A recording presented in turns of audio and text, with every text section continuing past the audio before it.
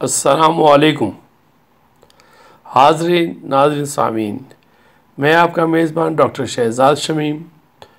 اور جناب آج کی نشست کا موضوع ہے عورت کا مقام قرآن کی روشنی میں، اس کا 14واں حصہ، 14th حصہ، اور اس عنوان کے انڈر بات ہوگی نگاہ بازگشت، ایک مرد کی ایک بیوی کی اجازت، حرام عورتوں کی فہرست۔ تو میں استاد محترم جناب قرآن اسکالر انجینئر محمد فہد شاد صاحب سے گزارش کروں گا کہ وہ اس پہ قرآن کی روشنی میں ارشاد فرمائے۔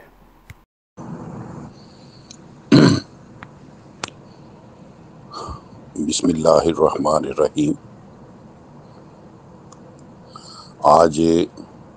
22 اکتوبر ہے اور سن ہے 2022 اور دن ہے ہفتے کا۔ میں ہوں محمد طفیل شاد۔ ہمارا سلسلہ عورت کا مقام قرآن کریم کی روشنی میں ابھی جاری ہے۔ تو حاضرین و سامعین السلام علیکم۔ آج اس کا جو 14واں حصہ ہے، اس سے پہلے ہم نے آپ کی یاد دہانی کے لیے ہم نے توبہ کی لغوی تحقیق وہ ختم کی تھی۔ تو آج جو ہم نے جو سورہ النساء کی پہلی بحث، پہلی جو آیات کریمات آپ سن چکے ہیں، اس کا ایک نگاہ بازگشت، یعنی جس کو آپ کہتے ہیں لکنگ بیک، تو سابقہ جو ہم نے جو پڑھا ہے اس کو ہم ایک دفعہ لک بیک کرتے ہیں، اس کو دیکھتے ہیں۔ آپ سن چکے ہیں کہ یہ سورت اپنے نام کے مطابق عورتوں سے متعلقہ احکام کی حامل ہے۔ چنانچہ آیت نمبر 1 میں عورت اور مرد کو ایک ہی جرثومہ حیات کی پیدائش بتا کر اس نظریے کا بطلان کر دیا گیا ہے کہ جو عورت کو حقیر قرار دیتا ہے، اور اعلان کر دیا ہے کہ عورت مرد دونوں یکساں طور پر واجب التکریم ہے۔ نیز یہ بھی ابتدا ہی میں بتایا جا چکا ہے کہ عورت کی زندگی کا انتہائی گھناؤنا گوشہ وہ ہے جب اس کا خاوند فوت ہو جاتا ہے، جس سے وہ بھی بیوہ بے سہارا یتیم ہو جاتی ہے اور اس کے بچے بھی بے سہارا یتیم ہو جاتے ہیں۔ اس لیے آیت نمبر 2، 5، 6 میں یتیموں کے سے متعلقہ جملہ مسائل کی وضاحت کر دی گئی ہے، اور خود بیوہ بے سہارا یتیم عورتوں کو ان کا حق زوجیت دلانے کے لیے ان ہنگامی حالات میں جب کبھی جنگ، وبا یا کسی بھی وجہ سے یتیم بیوہ بے سہارا عورتوں کی تعداد مردوں کی تعداد سے بڑھ جائے تو ایک سے زائد 2 یا 3 یا 4 تک نکاح کر کے بیوہ بے سہارا یتیم عورتوں کو معاشرہ میں کھپانے کا حکم آیت نمبر 3 اور 4 میں دیا گیا ہے۔ ساتھ ہی مردوں کی وفات کی بدولت پیدا ہونے والے بیوہ بے سہارا یتیم عورتوں اور بے سہارا یتیم بچوں کے مسائل بیان کرنے کے بعد عین ربط کے مطابق آیت نمبر 7 تا 14 میں مرنے والوں کے چھوڑے ہوئے مال کے وارثوں، ذوالفروز اور زوجین کی ہر ممکن صورت کی طرز تقسیم کی وضاحت بھی اللہ تعالیٰ نے فرما دی ہے۔ اس کے بعد پھر عورتوں ہی کے مسائل میں سے ایک مسئلہ ہے عورتوں سے جنسی تسکین حاصل کرنا۔ اس سے متعلقہ حکم آیت نمبر 15 میں دینے کے بعد اس ربط کے مطابق مردوں کے مردوں سے جنسی تسکین حاصل کرنے سے متعلقہ حکم آیت نمبر 16 میں نازل کر دیا گیا ہے، اور ان گناہوں کے ذکر کے بعد عین ربط کے مطابق مسئلہ توبہ کی حقیقت آیت نمبر 17 اور 18 میں نمایاں کر دی ہے۔ اس کے بعد اگلی آیت مجیدہ نمبر 19 میں پھر عورتوں ہی سے متعلقہ باقی مسائل کی طرف رخ کرتے ہوئے اس امر کی وضاحت فرمائی ہے کہ ہونے والی بیوی کی رضامندی نکاح سے قبل حاصل کرنا ضروری ہے۔ جس طرح مردوں کو پسند کا حق حاصل ہے، اسی طرح عورتوں کو بھی پسند کا حق دیا گیا ہے۔ چنانچہ نکاح کے طلبگار مومنوں کو حکم ہوا ہے، بسم اللہ الرحمن الرحیم، یا ایھا الذین آمنوا لا یحل لکم ان ترثوا النساء کرہا ولا تعضلوہن لتذہبوا ببعض ما آتیتموہن الا ان یاتین بفاحشۃ مبینہ وعاشروہن بالمعروف فإن کرہتموہن فعسیٰ ان تکرہوا شیئا ویجعل اللہ فیہ خیرا کثیرا۔ یہ 4/19 سورہ نساء۔ اے ایمان کا دعویٰ کرنے والو، یعنی امن کے ضامن بننے والو، تمہارے لیے یہ حلال نہیں ہے کہ تم عورتوں کی رضامندی کے بغیر بجرو اکراہ ان سے نکاح کرو، اور یہ بھی تمہارے لیے حلال نہیں کہ انہیں جبراً روک رکھو۔ مت روکو انہیں تاکہ تم نے جو مال انہیں دیا ہے انہیں روک کر ان میں سے کچھ لے لو، سوائے اس کے اگر وہ کھلی بے حیائی کی مرتکب ہوں، اس صورت میں انہیں دیا ہوا مال تم واپس لے سکتے ہو، اور حکم دیا جاتا ہے کہ تم ان کے یعنی بیویوں کے ساتھ معروف طریقے سے سہو۔ پھر اگر تم ان سے کراہت کرو تو ہو سکتا ہے کہ تم ایسی چیز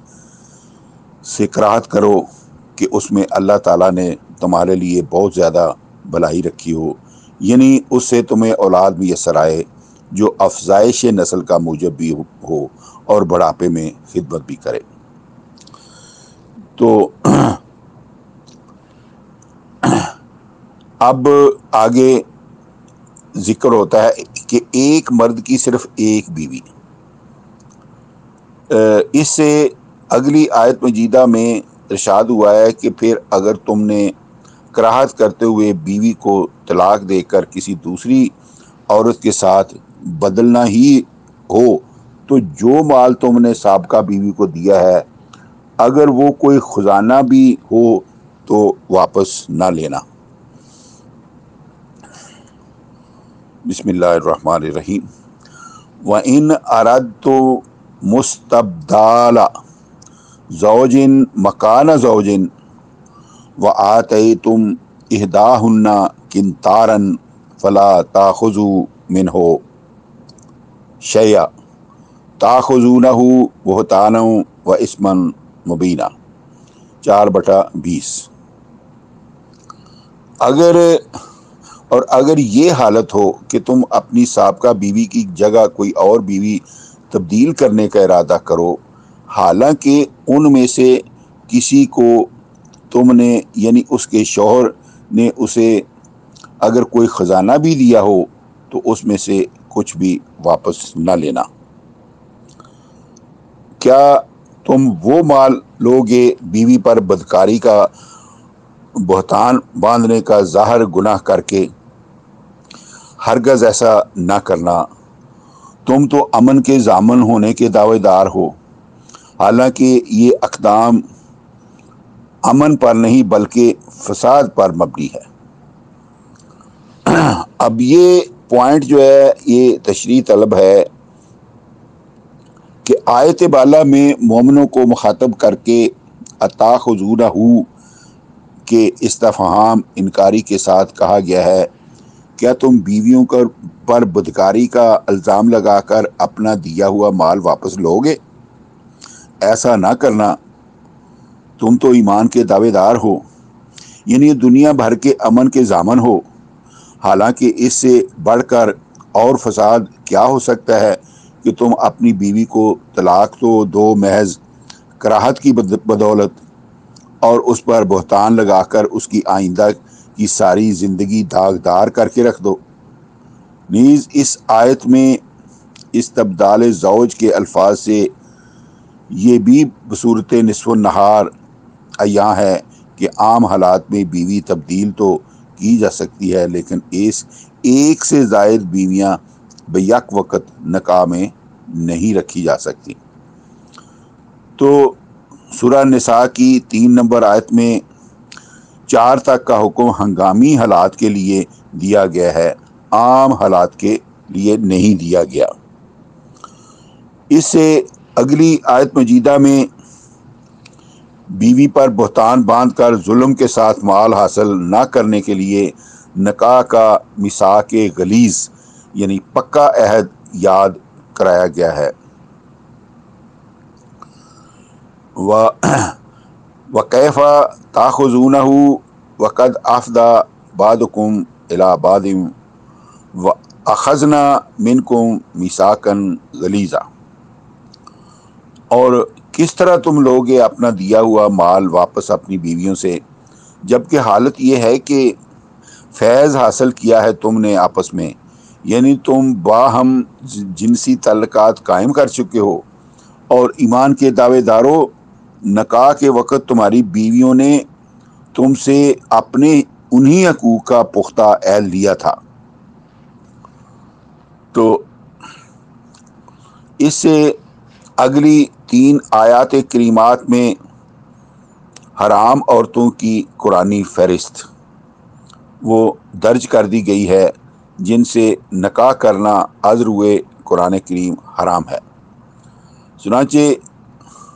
سر فہرست لایا گیا ہے کہ ستیلی ماں یعنی باپ کی منکوحہ عورت کو،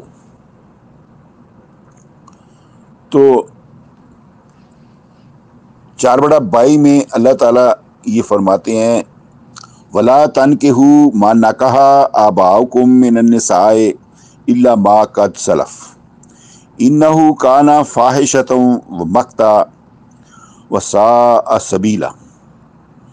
اور نہ نکاح کرنا ان عورتوں سے جن کے ساتھ تمہارے باپوں نے نکاح کیا، مگر جو ایسے نکاح تم نزول قرآن کریم سے پہلے زمانہ جہالیت میں کر چکے ہو ان پر کوئی گرفت نہیں کی جاتی، بے شک وہ بے حیائی اور مکروہ کام ہے اور بہت بری راہ ہے۔ تو الا ما قد سلف کے الفاظ سے ثابت ہوتا ہے کہ زمانہ قبل نزول قرآن میں عربوں کے ہاں باپ کی منکوحہ یعنی ستیلی ماں سے نکاح کرنے کا رواج تھا۔ زمانہ جاہلیت میں کیے گئے ایسے نکاحوں کو اس لیے بحال رکھا گیا ہے کہ اس قسم کی ایسی عورتیں جن سے نکاح اور اس کے بعد اولاد کا سلسلہ جاری ہو چکا ہو، انہیں طلاق دلوانا چونکہ مزید خرابیوں کا موجب ہو سکتا ہے، اس لیے الا ما قد سلف کے الفاظ میں ایسی تمام خرابیوں کی روک تھام کر دی گئی ہے۔ تو اب آیت نمبر 23 میں 4/23 اللہ تعالیٰ یہ فرماتے ہیں بسم اللہ الرحمن الرحیم حرمت علیکم امہاتکم و بناتکم و اخواتکم و اماتکم و خالاتکم و بنات الاخ و بنات الاخت و امہاتکم التی ارضعنکم و اخواتکم من الرضاعت و امہات نسائکم و ربائکم التی فی حجورکم من النسائکم التی دخلتم بہن فإن لم تکونوا دخلتم بہن فلا جناح علیکم وحلائل ابنائکم الذین من اصلابکم وان تجمعوا بین الاختین الا ما قد سلف ان اللہ کان غفور الرحیم 4/23 4/23۔ اللہ تعالیٰ یہ فرماتے ہیں کہ حرام کی گئی ہیں تم پر تمہاری مائیں، دادیاں، یعنی مائیں میں مراد دادیاں، نانیاں، سب اوپر کی، تمہاری بیٹیاں، تو بیٹیوں سے مراد پوتیاں، نواسیاں، پڑپوتیاں، پڑ نواسیاں وغیرہ سب نیچے کی، اور تمہاری بہنیں، اور تمہاری پھوپھیاں، تمہاری خالائیں، تمہارے بھائیوں کی بیٹیاں، یہ بھائیوں کی بیٹیاں سے مراد پوتیاں، پڑ پوتیاں، نواسیاں سب نیچے کی، اور تمہاری بہنوں کی بیٹیاں یعنی بھانجیاں، پر بھانجیاں سب نیچے کی، اور تمہاری مائیں جنہوں نے تمہیں دودھ پلایا ہو، اور ان کی مائیں دادیاں، نانیاں وغیرہ، اور تمہاری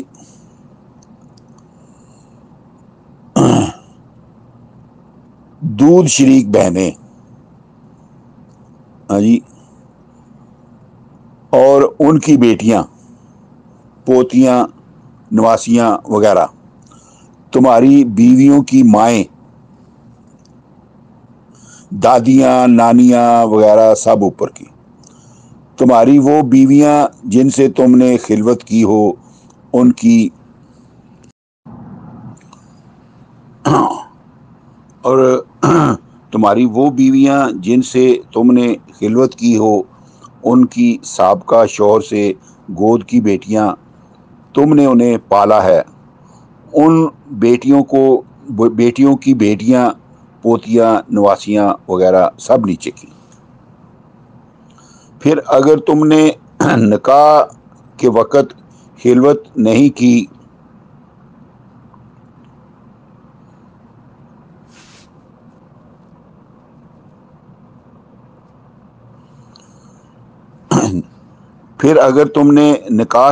خلوت نہیں کی تو منکوحہ غیر مدخولہ بیوی کی بیٹی تم پر حرام نہیں، اور حرام کی گئی ہیں تم پر بیویاں تمہارے ان بیٹوں کی جو تمہارے صلب سے ہوں، اور تم پر یہ بھی حرام کیا گیا ہے کہ تم ہنگامی حالات میں بیک وقت ایک سے زائد نکاح کرتے وقت دو سگی بہنوں کو جمع کرو، مگر جو گزر چکا جنہیں تم زمانہ جہالت میں جمع کر چکے ہو اس پر کوئی گرفت نہیں، بے شک اللہ تعالیٰ بچاؤ عطا کرنے والا اور بہت بڑھ کر رحم فرمانے والا ہے۔ اس میں امہاتکم میں مائیں، دادیاں، نانیاں، پردادیاں وغیرہ، نانیاں وغیرہ سب شامل ہیں اور سب حرام ہیں۔ یہ انتہائی عام فہم مسئلہ کسی دلیل کا محتاج نہیں کہ دادی یعنی باپ کی ماں، دادی یعنی باپ کی ماں، اور نانی یعنی ماں کی ماں بھی بدرجہ اولا مائیں ہیں، نیز پردادی یعنی دادے کی ماں اور پرنانی یعنی نانی کی ماں بھی بدرجہ اولا مائیں ہیں، اور ان سب اوپر والی ماؤں سے نکاح کرنا حرمت علیکم امہاتکم، کہ حکم الہی کے مطابق منع ہے۔ جو لوگ قرآن کریم کو ناکافی ثابت کرنے کے لیے اس پر یہ اعتراض کرتے ہیں کہ یہ تو دادی پر دادی کی حرمت بیان نہیں کرتا، انہیں اس عام فہم مسئلہ ہی پر غور کرنا چاہیے کہ کیا دادی یعنی باپ کی ماں نہیں ہے؟ عجب بات ہے۔ دوسرا پوائنٹ اس میں یہ ہے کہ بنات و قوم کے الفاظ میں بیٹیاں، پوتیاں، پرپوتیاں، نواسیاں، پرنواسیاں نیچے کی سب شامل ہیں اور یہ سب حرام میں آتی ہیں، اور یہ انتہائی عام مسئلہ بھی کسی دلیل کا محتاج نہیں کہ پوتیاں، پرپوتیاں وغیرہ نیچے کی سب بیٹیاں ہی تو ہیں اور حرام ہیں۔ جو لوگ قرآن کریم کو نامکمل ثابت کرنے کے لیے اس پر اعتراض کرتے ہیں کہ یہ پوتی پرپوتی کی حرمت بیان نہیں کرتا، انہیں اس انتہائی عام فہم مسئلے پر غور کرنا چاہیے۔ کیا بیٹے کی بیٹی اور بیٹی کی بیٹی بیٹی نہیں ہے؟ عجیب بات ہے۔ تو نمبر 3 میں یہی صورت ہے کہ بنت الاخ، کہ اس میں بھتیجیاں اور پر بھتیجیاں وغیرہ نیچے کی سب شامل ہیں اور سب حرام ہیں۔ چوتھے نمبر پر بنت الاخت میں بھانجیاں اور ان کی بیٹیاں، پر بھانجیاں وغیرہ نیچے کی سب شامل اور سب حرام ہیں۔ 5 نمبر میں امہاتکم اللاتی ارضعنکم کے الفاظ میں جب دودھ مائیں حرام ہیں تو عام فہم اصول بالا کے مطابق دودھ ماؤں کی اوپر کی سب مائیں بھی حرام ہیں، کیونکہ سب نے بالترتیب اپنی ماں کا دودھ پیا ہے اور دودھ کا اشتراک اوپر تک موجود ہے۔ 6 نمبر اس آیت میں یہ ہے کہ اخواتکم من الرضاعۃ کے الفاظ میں جب دودھ بہن حرام کر دی گئی ہے تو صاف ظاہر ہے کہ دودھ بہن کی بیٹی پوتی بھی حرام ہے، کیونکہ ان سب کی اصل یہ دودھ ماں ہے اور وہ سب اسی اصل کی فرع ہیں۔ اس لیے اسی طرح 7 نمبر میں امہات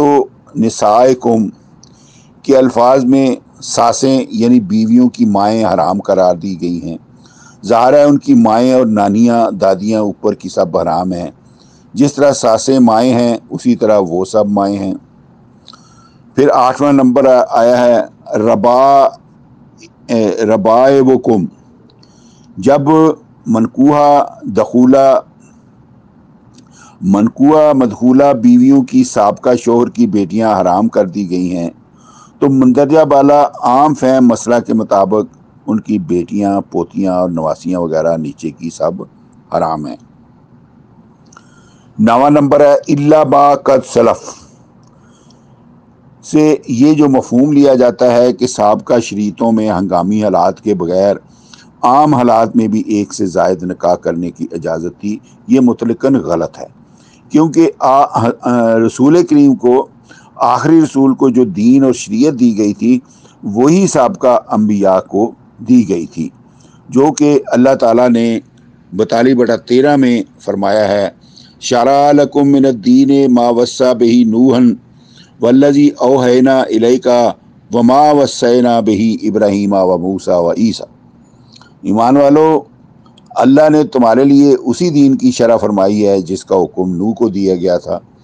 رسول، یہ اسی دین کی شرع ہے جو ہم نے آپ کی طرف وحی کیا ہے،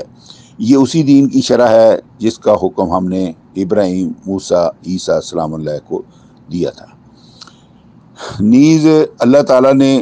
یہ بھی فرمایا ہے کہ لا تبدیل لکلمات اللہ، 10/64۔ اللہ تعالیٰ کے کلمات یعنی دین، شریعت کے لیے بدلنا ہے ہی نہیں۔ لا مبدل لکلماتہ، 6/115۔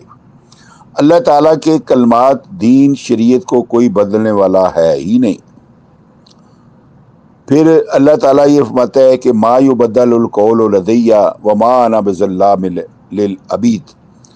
50/29۔ میری طرف سے بات، دین، شریعت تبدیل نہیں کی جاتی اور نہ میں اس بات دین شریعت کو بدل کر اپنے بندوں پر ظلم کرنے والا ہوں۔ تو سامعین کرام، آج کے درس میں اتنا ہی۔ تو انشاءاللہ یہ عورت کا مقام یہ تسلسل آگے 15ویں حصے میں بھی جاری رہے گا۔ آج کے دن کے لیے اتنا ہی۔ وما علینا الا البلاغ، فی امان اللہ۔ خواتین و حضرات، اسی کے ساتھ ہی آج کا موضوع اختتام کو پہنچا۔ جلدی ایک نئی موضوع اور نئی نشست میں آپ کی خدمت میں حاضر ہوں گے۔ اجازت دیجیے۔ پاکستان زندہ باد۔